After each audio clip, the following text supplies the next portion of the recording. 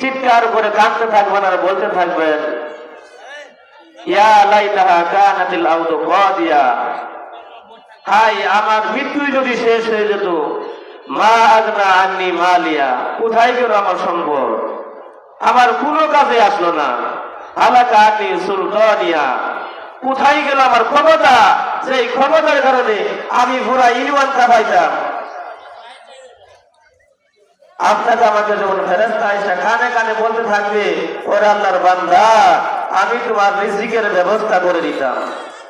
আজকে তোমার হায়াতের মধ্যে দেখি তুমি যে একটা লুকমা খানা খাবা, এই খানাটাও তোমার হায়াতের মধ্যে পাইলাম না।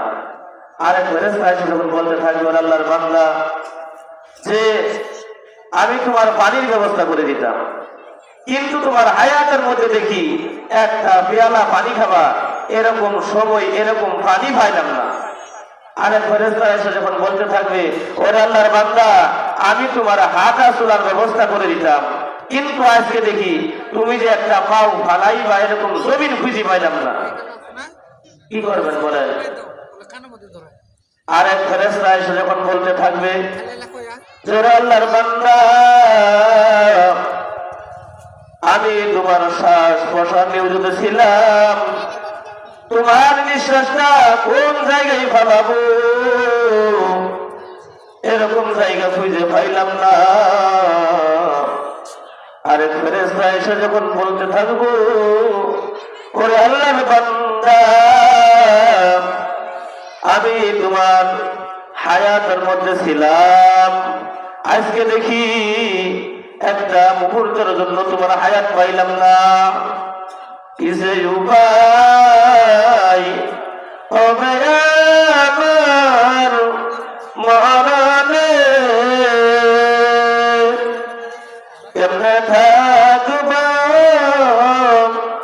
অন্ধকারে কবরে, কেমনে থাকব অন্ধকারে কবরে, সকলেরই দরজা হইতে ফিরিয়া, সকলেরই দরজা হইতে ফিরিয়া, আপনার রোজাই রইলাম তাকায়া, আপনার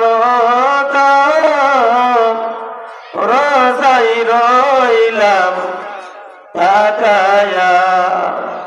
আল্লাহ পাক রব্বুল আলামিন আপনাকে আমাকে কত ভালোবাসেন, একটু চিন্তা করে দেখেন। আল্লাহ পাক রব্বুল আলামিন আপনাকে আমাকে পানি খাওয়াইয়া বড় করতেছে, কথা ঠিক কিনা?